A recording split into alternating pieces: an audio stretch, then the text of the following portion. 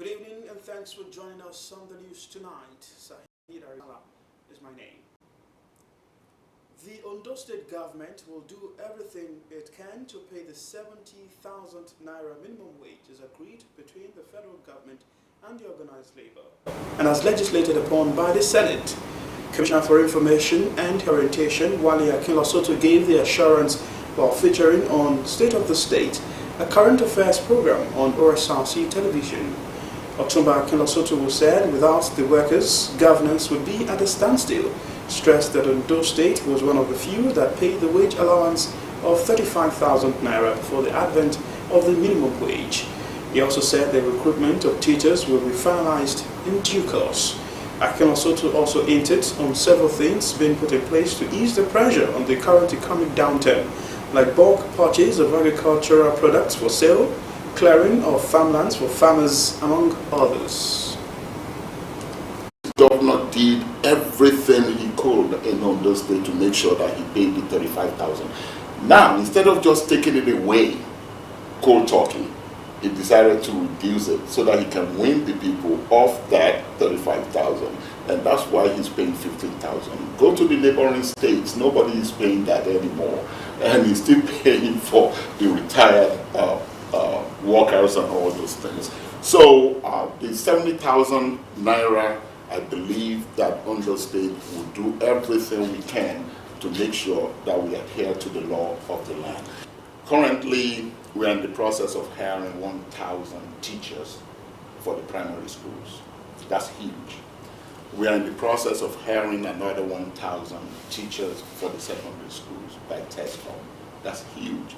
That will be 2,000 new teachers injected into the school system. Recently, our governor signed into law the bill that will allow us to appoint more judges in Ondo State.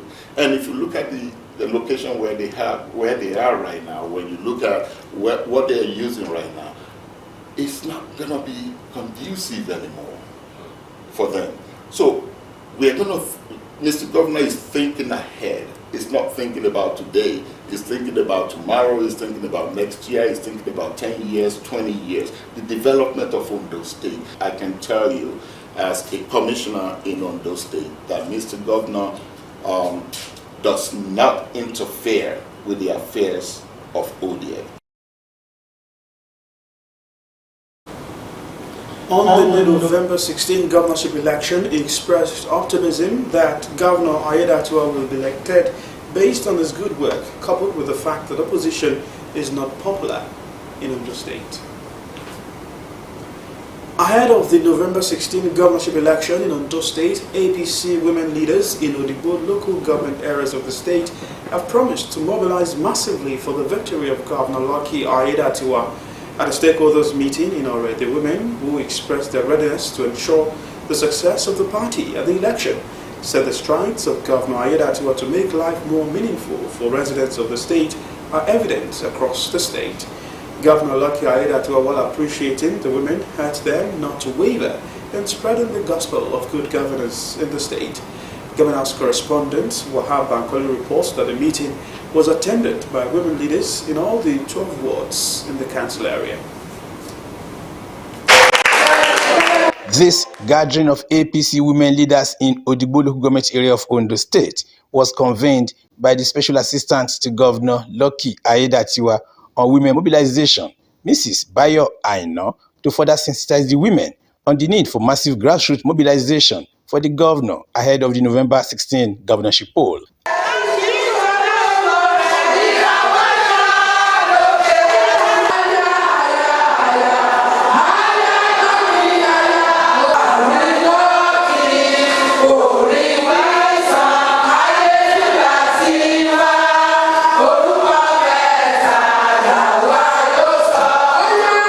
Addressing the women leaders who came from the 12 wards in the council area, the convener, Mrs. Bayo Aino, appreciated the women for attending the meeting while rallying support for the governor.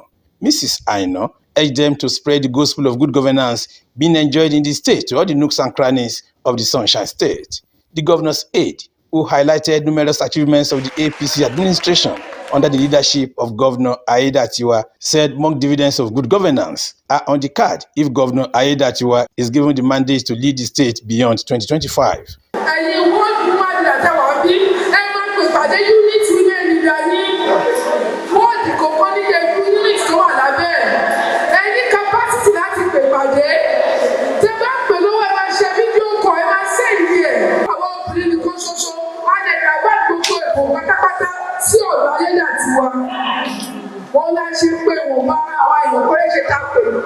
They believe in our governor, and they believe that our governor is the only one that can take them to the promised land.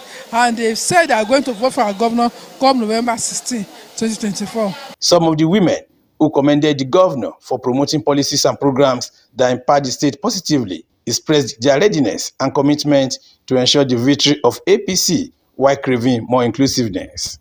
It's a concluded election because our governor has already done what is supposed to be done as a governor for we women. Governor Aiyedatiwa, represented by the Commissioner for Local Government and Chieftaincy Affairs, Hamidu Takuro, thanked the women for the support and solidarity which are promised to sustain the current impactful governance in the state. The governor, who renewed his determination to promote inclusive governance at all levels, urged more support for his administration. APC is united.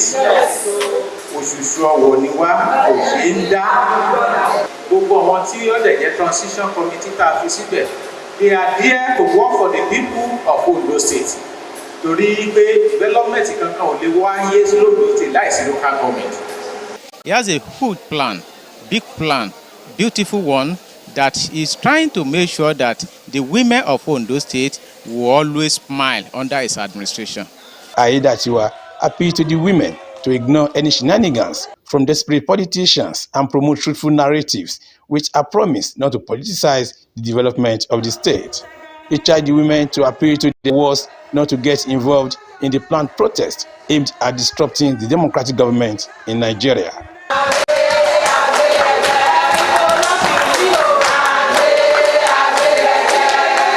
The event also featured special prayers for Governor Aiyedatiwa, Commissioner Takuro, the present administration, and the success of APC in the forthcoming governorship election. From Ore, Wahab Bankole, Osrc News.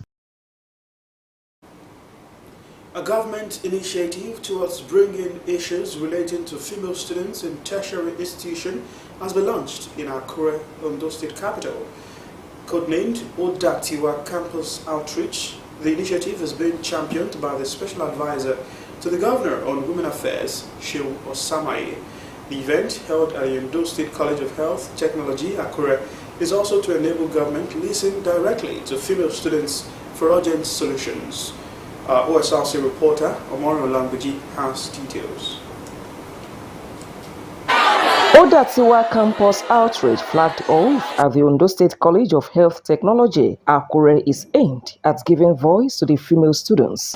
For students of tertiary institutions, we are going to be reaching out to them under the scheme called Campus Outreach. Special Advisor to Governor Aiyedatiwa on Women Affairs, Shehu Osamaye, said the initiative will enable government hear from the students directly. She encouraged them to have the mindset of achieving their purpose in life, regardless of challenges. What we have come here today, this morning, is to listen to you first. This is our first visit here.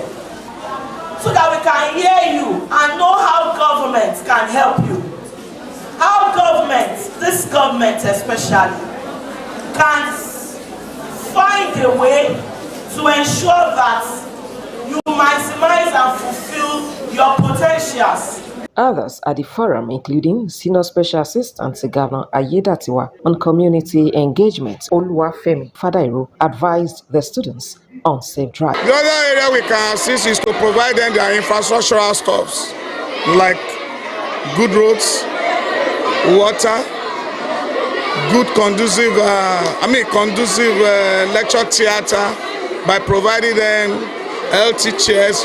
Some of the students speak. This all is too small for the students. We only have females here, and the all is filled up already. What if it is male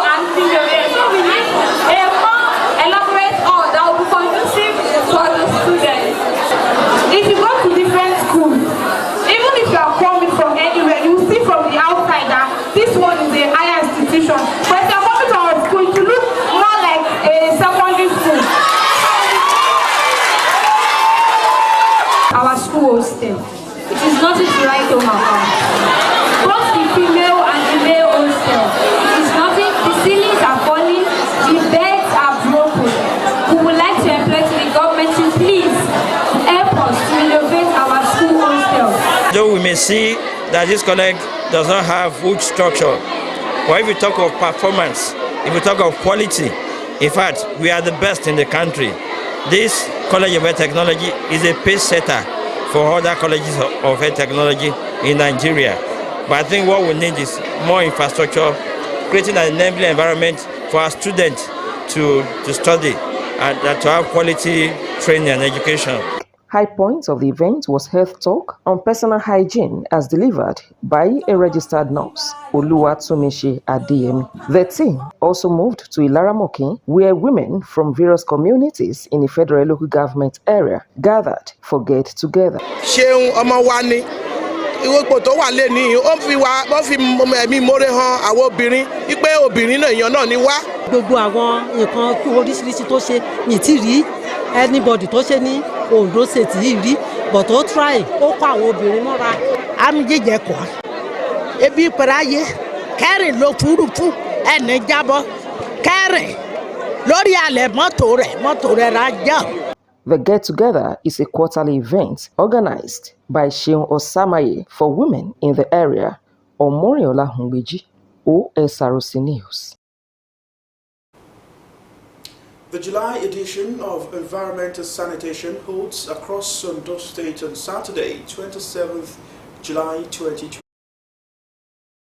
Environment Oyeni Oseni, in a statement by the General Manager, Ondo State Waste Management Authority, Adefolaju Omowale, said there will be restriction of human and vehicular movement between the hour of 7 and 10 in the morning, while urging residents of the state to use the period to clean their surroundings. The statement said any violator will face the wrath of the law. It reiterated the commitment of the present administration of Governor Lucky Aiyedatiwa to a better, cleaner and hygienic environment. No efforts will be spared in repositioning all moribund facilities in Ondo State. Special advisor to the Governor on Transport, Bengal Moli, made this known when he led a team of the agency for an on-the-spot visit to the Drivers Institute located at Obaile and the State Computerized Vehicle Inspection Service in Akure. Omole said the safety of lives and property of Ondo residents remain a top priority of the present administration. The report. The Ondo State Drivers Institute was established in 2021 to offer services such as to improve awareness on traffic rules and regulations, boost capacity of drivers, including motorcyclists and tricyclists, and contribute to reduction in road carnages, among others. Officials of the Ondo State Ministry of Transport embarked on a tour of the facility under the ministry's mandate. Special Advisor to Governor on Transport, Olugbenga Moli, led the team. The Permanent Secretary in the Ministry, Mr. Olufemi Aladenola, and Director, Vehicle Inspection Services, Alaba Adeleye, conducted the Special Advisor round the Institute. Omoli, after the tour, expressed sadness over the deteriorating condition of the facility, assuring that Governor Aiyedatiwa's administration will revamp it for improved efficiency. I'm not feeling too good with what I met on ground here. But it's understandable because this place has been abandoned for quite some time now, and we have to change the narrative from now, because government cannot have a massive infrastructure on a massive land like this and be abandoned. We will seek the approval of Mr. Governor for this place to be renovated and bring back to life. The team also visited the Vehicle Inspection Service, where the Special Advisor assessed operations at Computerized Vehicle Center. It was disclosed that about 11,000 registered riders' licenses have not been collected by motorcycle operators. I don't know why they have not come here to collect their driver's license, so rider's license rather. I'm using this opportunity to tell all our Okada riders that have their license here to come and pick it up, because going forward from here we'll be enforcing it, because if you are riding on our roads and you don't have your license, that means you are not authorized to ride. You are riding illegally. Director, Ondo State Vehicle Inspection Service, Alaba Adeleye, assured that the agency will continue to carry out its activities diligently. I'm not happy to let you know that we have up to 11,000 riders license in our custody that owner has not come to collect. But with this directive, I'm sure things will be done. And Vehicle Special Services Ondo State, we have not relent in our activities on daily basis, on monthly basis, and we are still up to the task to ensure that we never let the state government down. The step taken by the ministry is a dose of what the people are looking for in terms of performance from government institutions. Sahid Aribisala, Osrc News. We're due to take a break on the news at 7. We'll be back with more stories. Stay.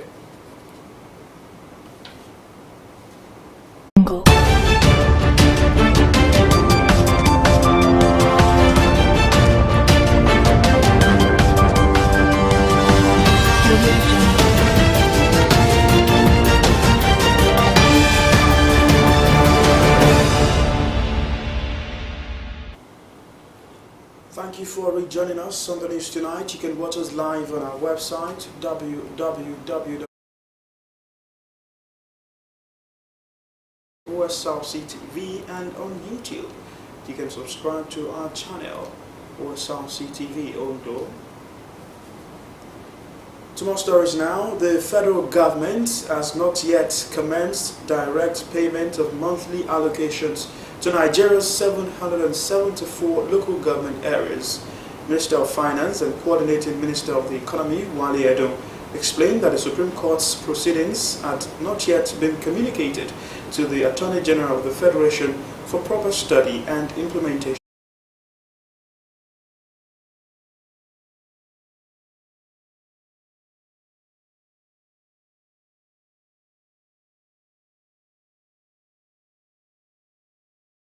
Granted financial autonomy to the local governments, a decision opposed by some state governors. The Progressive Governors Forum has called on Nigerian youths to avoid actions that could lead to instability in the country. While addressing newsmen, the chairman of the Progressive Governors Forum and Imo State Governor emphasized the federal government's commitment to resolving the economic hardships facing the nation and urged the youths to support these efforts rather than causing chaos.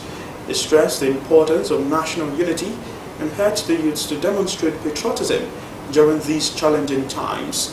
The governors elected on the platform of the All Progressives Congress, however, assured that the presidency is working diligently to implement economic reforms aimed at alleviating the current hardships. To the Red Chamber, the Senate has vowed to expose in the petroleum sector and those responsible for the importation of toxic fuel into the country. The Senate ad hoc committee to investigate the alleged economic sabotage in the Nigerian petroleum industry made this assertion during the press conference in Abuja. The chairman of the ad hoc committee, Senator Okoyemi Bamidele, said the Senate is taking the bull by the horn with a view to addressing fundamental issues that pose grave threats to Nigeria's economic prosperity, fiscal stability, and public health. He added that the committee will make necessary recommendations that will entrench global best practices in the industry and open it up for more investments, especially in the midstream and downstream sectors. The Kano State Command of National Drug Law Enforcement Agency has a conviction of 22 drug dealers in July 2024. Confirming the convictions, the commander of the agency, Abubakar Idris Ahmed, described the feat a major victory in its fight against illicit drug trafficking and abuse. Idris Ahmed said out of the 22 drug dealers convicted, one, Abubakar Muhazu's arrest resulted in an altercation during which he stabbed an LDLEA officer. Muhazu was charged to court and sentenced to 3 years in a correctional center, while the other convicts were sentenced to various terms of imprisonment. Mr. Idris Ahmed commended the chairman, chief executive officer of the agency, retired Brigadier General Muhammad Buba Marwa, for his unwavering support and commitment to the fight against drug abuse. The Lagos State Emergency Management Agency, LASEMA, has confirmed the death of 5 workers on a building collapse in the Maryland area of the state. It was discovered that a set of 3 terraces under construction had collapsed. According to the agency's permanent secretary, Dr. Olufemi Oke Osonitolu, he noted that the 5 males who were recovered dead at the building were site workers. Emergency responders revealed that 4 male adults were rescued alive, and 1 male trapped under the rubble was also rescued alive. The Nigerian government has successfully repatriated 158 irregular Nigerian migrants from Libya, according to Ambassador Muhammad, Nigeria's ambassador to Libya. This repatriation effort announced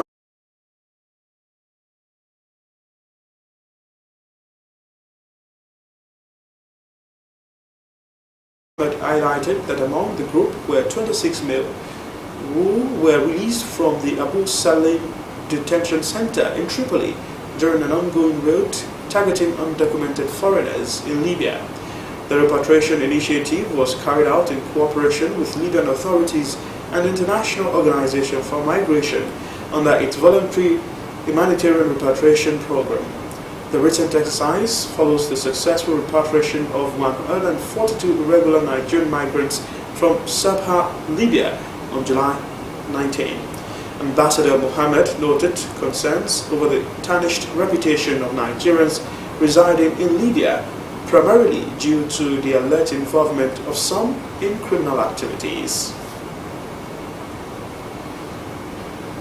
Heavy rain from Typhoon Gamy has flooded the Philippines' capital, Manila, and nearby cities, forcing authorities to shut schools, offices, and cancel flights, and declare state of calamity in a region that is home to 13 million people. The storm, which is strengthening as it gusts towards Taiwan, did not make landfall in the Philippines, but has intensified seasonal monsoon rains, causing landslides and flooding over the past few days. At least 12 people have died and more than 600,000 are displaced due to the storm. Blessing Obi has more. Rescuers waded through flooded roads in Manila to save trapped residents from their homes, as heavy rainfall from Typhoon Gamy caused flooding and landslide in the Philippine capital. Water in some areas is neck-high. Although Gamy did not make landfall in the Philippines, it has intensified seasonal monsoon rains. More than 600,000 have been displaced and at least 12 people died due to the storm, according to the National Disaster Agency. Some evacuees sought shelter in this church. Everything got submerged. Everything is destroyed. The flood reached the 2nd floor of our house. All our things are ruined. Everything got wet. Nothing was saved.